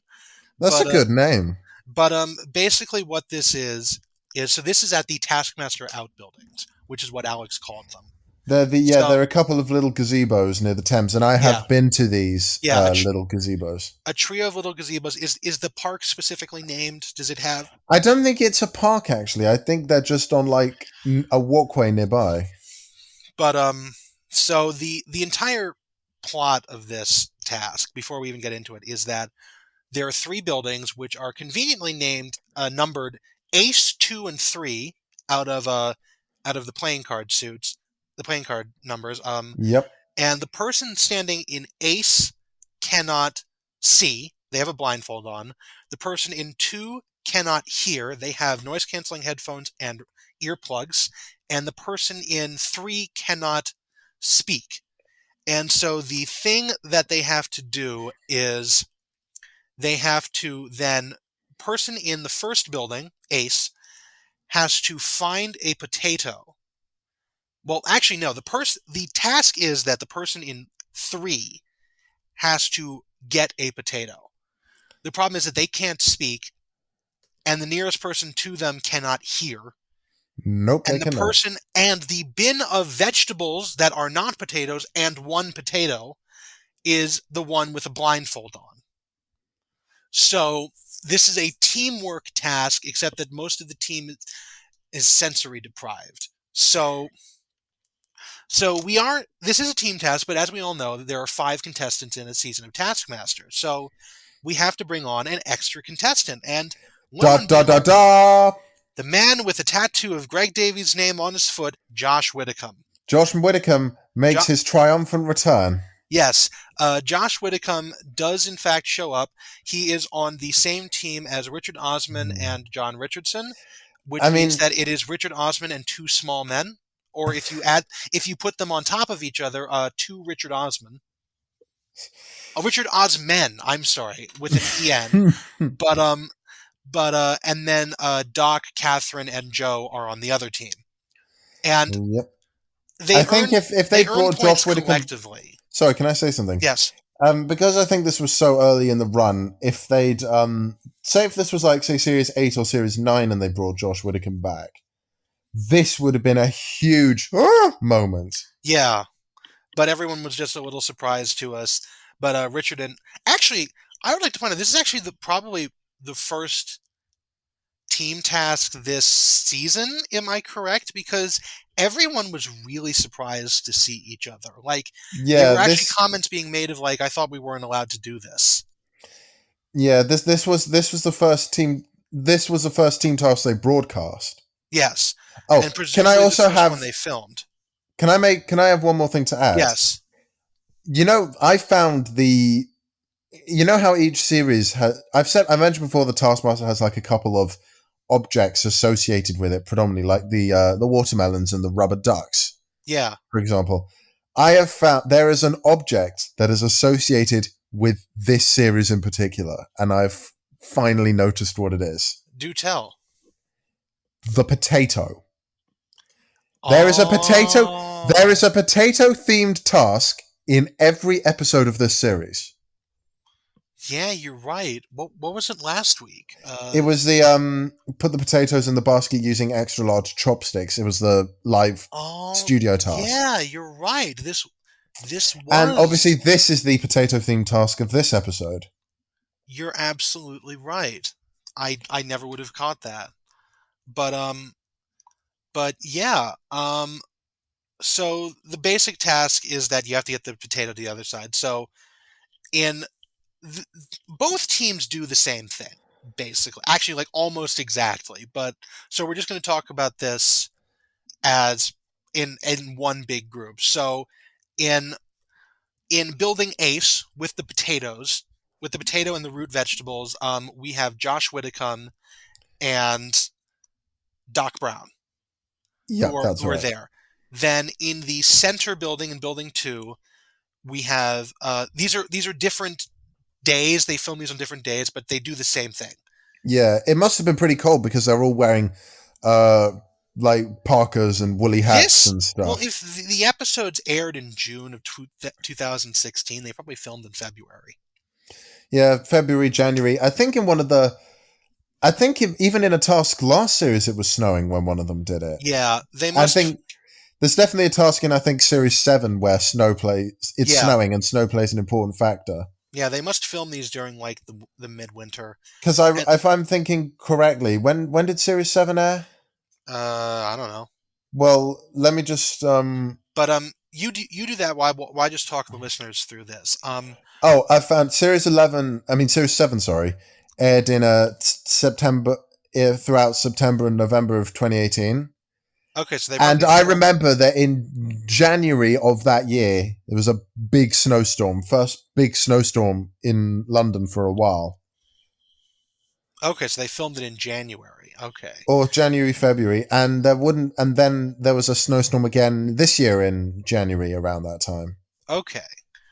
But and then in building 2, we've got Osman and Wilkinson, who are there. They can't hear. Josh and Doc Okay. can't see. And then in the final building, building 3, we've got Catherine and Richardson, neither of whom can speak. Nope. And they both try, and so the blindfolded contestants have to first read out their task, and they sort of realize, oh no, something's going to happen when they have to put on the blindfold. Yep. Then the people in the next building have to put on the earplugs and the over-ear headphones, which are playing music, which is very nice. They really can't hear jack shit. And then the people in the third building then are told to read theirs, but they can't read it aloud because they're not allowed to speak. Nope. And it's all really dumb. And then this is a very much of a task of the information age, because all of them very quickly figure out that the They can person who send can't messages talk on their phone. and the person who can't speak are texting each other. And Yep. which is really interesting in Joe and Catherine's case, because I do not believe they had each other's numbers. And so Joe had to shout his phone number across, and notably barely remembered what it was. Very, very weird. I mean, yeah, that is weird, actually. I know my own phone number by heart. I'm not going to read it out, but... Me neither. I mean, if depending on where you are, it'd probably be a weird texting us because like we have. I mean, our numbers of different setups because we live in different countries. You can text internationally. Do not text me. If you ever manage to find my number, listening audience, do not text me. I will block you on everything. Okay, you have been warned. Unless we specifically set up like some kind of, connect with our listening audience text line, which is really dumb because that costs money and we will never do that. It does cost money. Anyway, we should continue. You should continue. So they do figure this out. They do text back and forth. Richard and John actually communicate outside of their own outside of the show. So John thinks it's really funny that every now and again he'll go back through his text messages and just see a text at 10 a.m. that says, "I need a potato." And then the communication is shouted down to the people in the far building who can't see, which I wonder if anyone thought to text the people at the other end of the down there and then only to realize they can't see anything. But anyways, they both hold up each vegetable in sequence because they obviously the potatoes at the bottom. I did just say, well, I mean, but I've got nothing to add. I just thought about it for a second. But obviously the potatoes at the bottom. So they're digging through it and holding up. It's like, I think that's a turnip. I think that's a carrot. I think that's something else. And eventually the potato is found. And then potatoes would be quite hard to identify if you're just feeling around for them because they've got. I mean, maybe in that box of vegetables, you could identify they're shaped like the other vegetables. Like a parsnip has quite a unique shape. Close your eyes and tell me what a parsnip feels like. It's going to feel the exact same thing as a potato. And then, yeah, but like a potato's like more round and knobbly, and a parsnip's like thinner. Well, not thinner, but more pointy. I guarantee. Like it's like a little bit of like a girthier but shorter carrot. I feel. Okay, I've definitely not handled enough parsnips to know that, but anyways, after successfully collecting the potato, no one accidentally picked up a turnip and walked with it. But it was literally the deaf leading the blind because they had to be guided all the way across from building Ace to building 3, where they handed off the potato to the other person. It was really dumb, but they were all successful. Obviously, fastest wins, and the team of the team of 3 did it in 5 minutes 49. And the team of 2 plus Josh, 4 minutes 59. So swap around the first 2 numbers of that time. Yeah. And you've got... And of course, John Richardson feels like he actually timed it in his head and he got about 5 minutes 20. So, because according to Greg, that makes him a freak. But he did, in fact, get really, really, really close to what their actual time was. I wasn't a fan of how they scored this one. Because Josh... in my notes, I put Josh and Richard when it should have been John and Richard. Yeah. But even though Josh Widdicombe helped them. So John and Richard got 5 points each, and the other 3 got fuck all, basically. Yeah, I don't think they should have done that. I think maybe they should have given...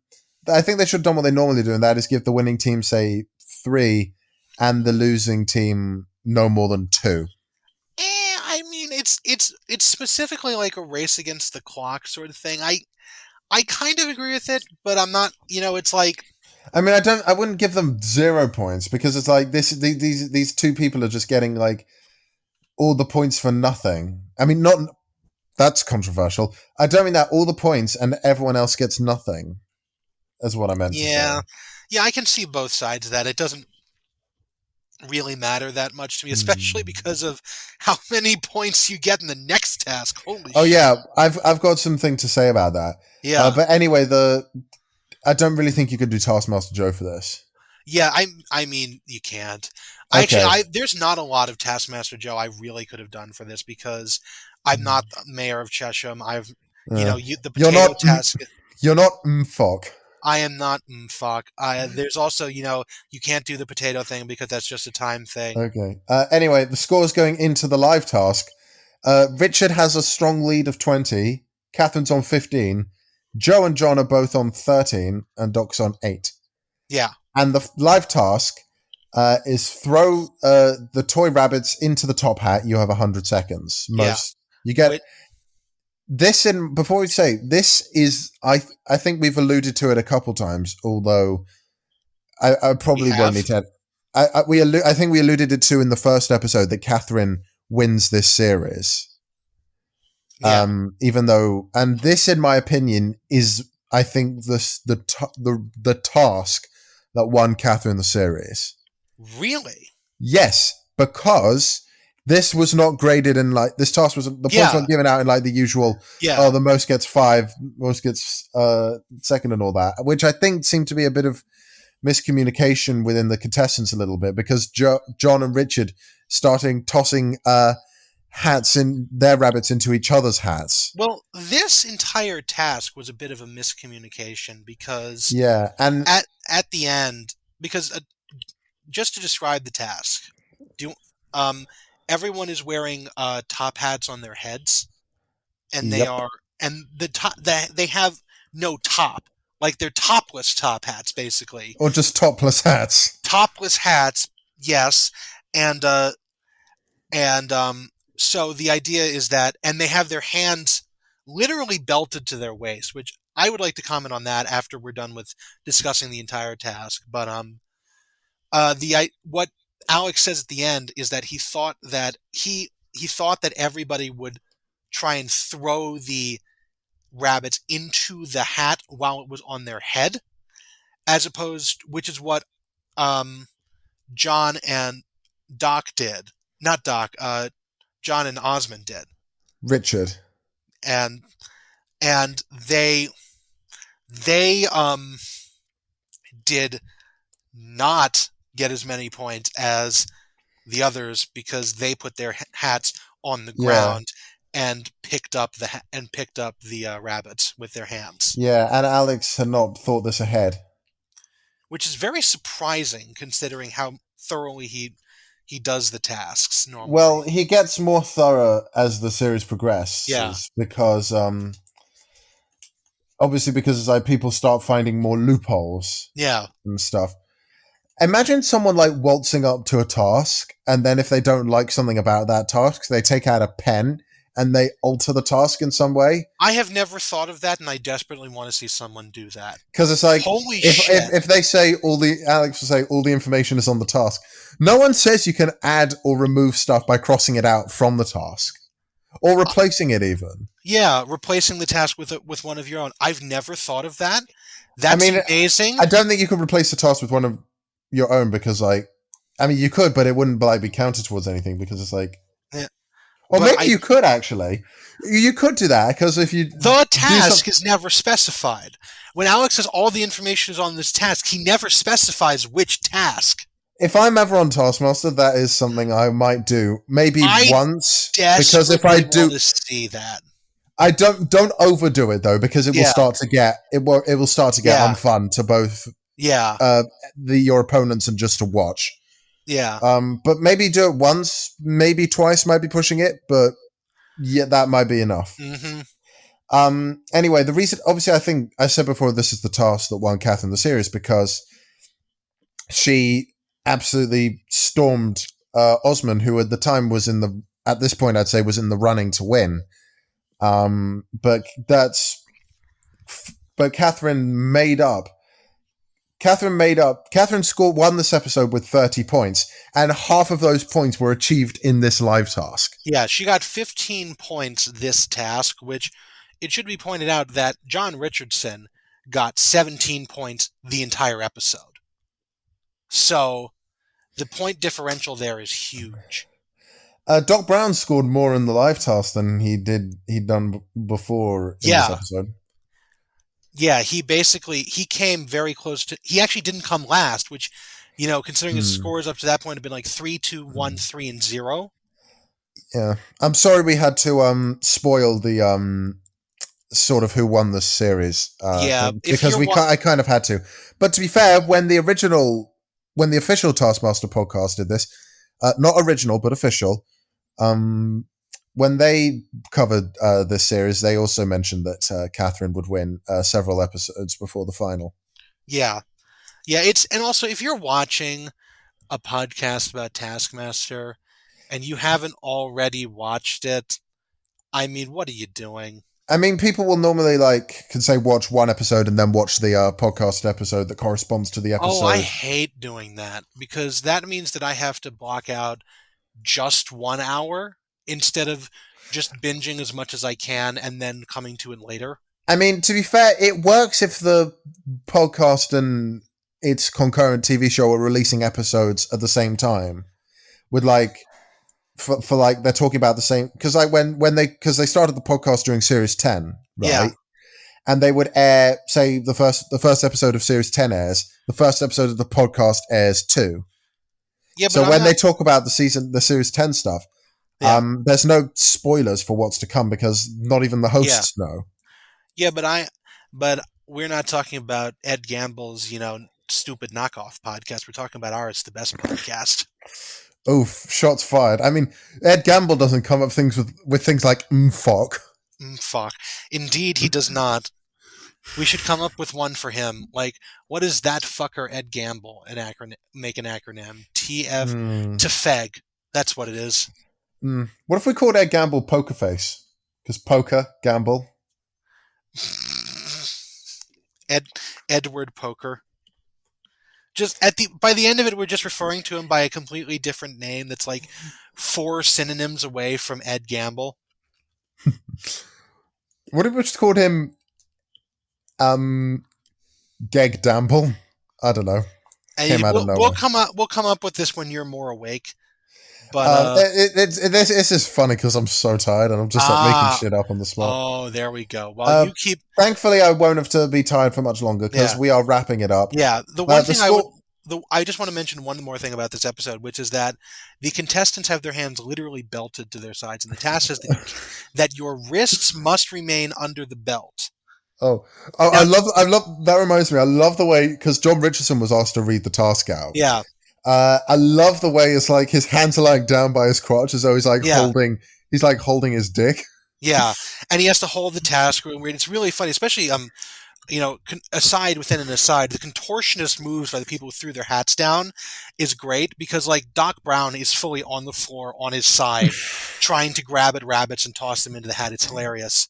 It's not even like the focus. He's just off on one side of the stage, and no one's really saying anything about it because they're focusing on what everything else is going on. But the thing that it says is that your wrists have to remain under the belt. but it does not say that you cannot simply shimmy the belt down your legs and pull it up with your wrist still inside it, because I'm definitely flexible enough I could have done that. I mean, even if you just like try and raise the belt above your elbows, that's a huge benefit. Yeah. I just had a horrible thought. Imagine if we've just got to this point and my audio hasn't recorded. Listen, don't you do that to me. We do this on Zencastr. This records online. Don't you do that to me, because I had the tab closed and you almost gave me a fucking heart attack. Don't you do at the 1 hour 51 minute mark. Jesus Christ. Wait, no, I just thought I don't know. I wasn't worried. I just thought imagine if that fucking happened. Imagine if that. Okay. I'm imagining if that fucking happened, I'd be really upset. So let's not do that. I feel like if that happened, you would personally get a plane as soon as possible over to the UK. They're reopening the travel bubble soon. I can go over there and strangle you. Then you run into my room unawares and just like you're fucking.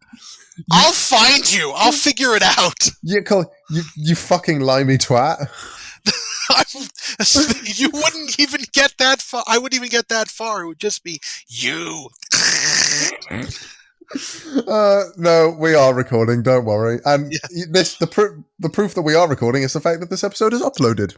Yes, we are at the 1 hour 52 minute and 13 second mark, which that's in our Zencastr recording. With all the audio clips, it'll be much longer than that. But yeah, I think we better get the scores out of the way. Yeah, let's do the scores and then let you go to bed, because if it's 8 o'clock here, it is. I mean, to be fair though, I don't know if I'll probably find some way to energize myself again. Anyway, Mrs. Catherine Ryan, she scored 15. Is she married? Well, I believe so, or she has a civil partnership with a. She's in a hetero or something like that. I'll look it up. Or Miss Catherine Ryan, to avoid any possible confusion, has 15 points. She scored half the points. She had scored 15 points in this task. Doc and Joe both got 12. And Richard got 7, and John got 4. She's in a civil partnership as of 2019. So at the time, she was Miss. I don't know whether or not you get Mrs. or Miss out of a civil partnership. I could ask my mum that, because my mum and dad are also in a heterosexual civil partnership. What's the difference? What do you mean? What's the difference? Between that and marriage, and like a legal marriage? Well, first of all, civil partnership I think is a lot cheaper. And also, I don't know. Are civil partnerships common in the US? No. The thing is, for a very long time, civil partnership was an alternative for marriage to homosexual couples. Yeah. Obviously now, people of the same sex can get married in a normal wedding scene, but for a while that was like the common alternative. It's a lot more private, I think, getting a civil partnership, and maybe a lot cheaper. I think what it does is just like you're recognized as life partners, but you're not bound by anything other than a certificate. Okay. Yeah, that's. I believe when my parents who are like a big heterosexual civil partnership activists listen to this, they're going to be like, literally, we've spoken about this for fucking ages, and you fucked it all up on a podcast. I mean, if you want to get them on here for 5 minutes to explain what it is at some point in the show, that'd be fine by me, because I've definitely never.